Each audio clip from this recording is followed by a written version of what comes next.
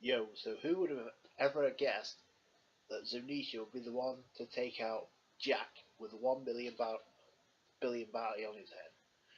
I mean, talk about ironic. The mammoth get taking out Jack the Drought, the quote-unquote mammoth. But anyway, this was a really good chapter. Uh, this really confirms the fact that Oda's diving deep into the versus 4 Emperors arc. If there's any doubt in anybody's mind, I think the fact that Jack's been taken out now and Zoe's beginning to get wrapped up, or if not wrapped up now, because there's really no reason for the rest of the Straw Hats or the Minx for that matter to be on Zoe now, especially now that we got confirmation of it looks like the Kid Alliance, mostly Apu we saw in the final panel of the chapter on the Dendamushi. Now they know where that Jack's just got taken out, so it won't be long before. And like Nekomamushi said, they need to get the fuck out of there, so there's really no point in keeping Zoe unless they use Zoe as a plot device, maybe, because Momonosuke was give the order to attack back at Jack, which I thought was really cool. But I'm not gonna lie, there's a certain point in the chapter where I thought it looked like that Zoe was actually, or Zounisha in this case, used some type of observation hacking, because it gave out the directions and the exact precise location of Jack and how many ships he had.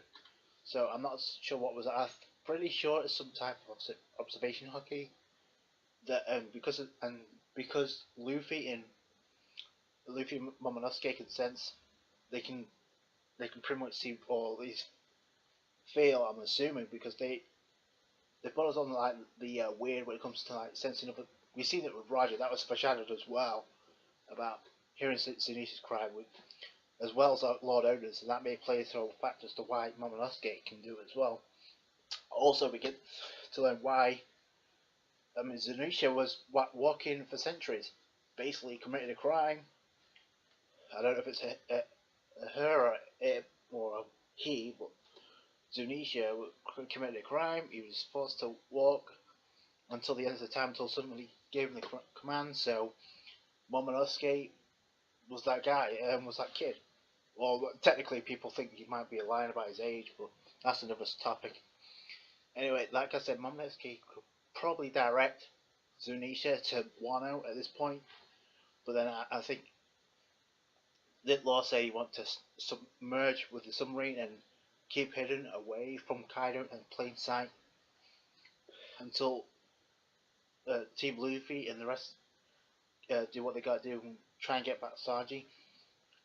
And the question I have is where exactly is Apu and the rest of the Kid Alliance?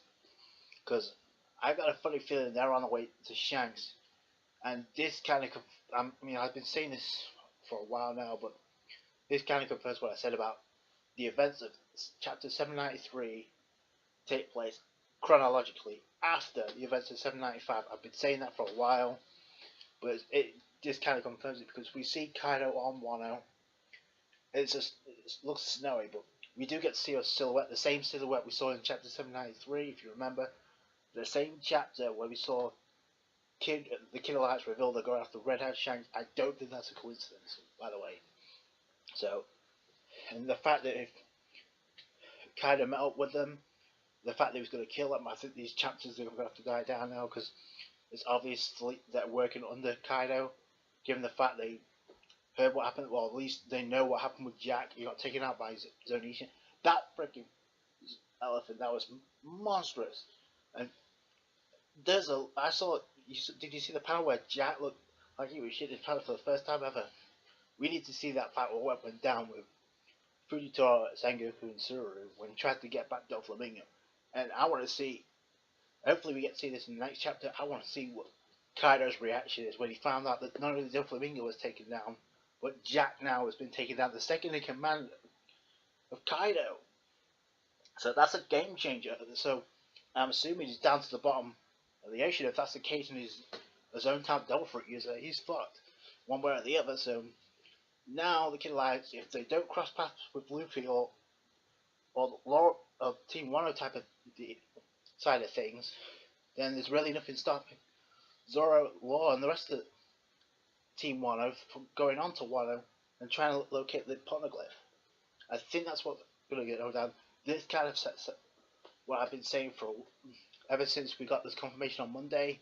The cup, the Shonen Jump Cup up page that we got is more clarification on that, because it's the exact page that we got in the article on Monday about the versus 4 Emperors arc.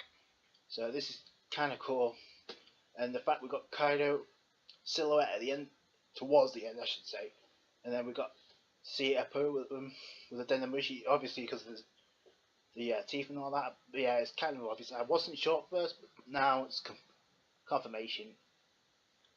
Yeah, some crazy shit going down, and we knew this already. And like I said, I don't see Zoe's got to be wrapped up by now, or it could be used as a plot device. But that's, I mean, at this point, where do you go from here? Because obviously, Team Luffy, if Luffy just said, "Oh, I need to stack up on my food and get the fuck out of here," they really need to cut the losses and go get Sanji. On that side of the deal, you got Blackbeard coming in at some point and heading for the revolutionaries, for the revolutionary arc. And by the way, this 4 versus 4 Emperors arc, I don't think it's going to be as long as Zoe. I actually think it's going to be like a more transitional setup, kind of like Zoe was the setup. It kind of has been the setup for the story progression of One Piece. I think the versus 4 Emperors arc is going to be like the setup for the 4 fights involving the Yonko. Maybe not directly, but each individual arc, like I said on Monday, you got 3 arcs which heavily involved Yonko. And obviously the only arc that's not involved in the Yonko is Shanks, but like I said, I think Kid Alliance are targeting Shanks, so it's not far-fetched to say they're going to take on Shanks.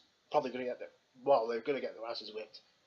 And let's not forget, Drake is also on Wano as well, so it's not like Kaido's out of options. Plus, he's got an army of zone type Delta use. Plus, the Shogun's over Ruin, who's coming up with some crazy shit on Wano. Anyway, but yeah, like I said, I think this versus 4 Emperors arc could be like more like the setup arc, because if this was an arc involving all 4 Yonko and having a full-on arc with full-on fights with Yonko, it would not be this early. I think we would have got this right after Wano. So, and the fact that this is Yura Sanji anyway, yeah, it kind of confirms it. But like I said, a great chapter after, great way to come back after the hiatus from Oda, raising the bar. The Zoe arc looks to be pretty much done and dusted. We're moving on to the versus 4 Emperors arc. That's going to do it for this review. If you enjoyed it, if you agreed, if you disagreed, leave it in the comments down below. Give it a thumbs up if you enjoyed it. Comment, rate, subscribe, and I'll catch you guys on the